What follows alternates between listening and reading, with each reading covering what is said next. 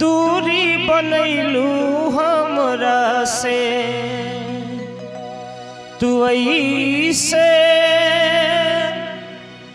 धरती आसमान बजैसे जब ले न देखी चैन न आवे। बोला जी अब हम कैसे हमन के मंदिर में हम रखनी तोरा के, मन के मंदिर में हम रखनी तोरा के, मन के मंदिर में हम रखनी तोरा के। काते पै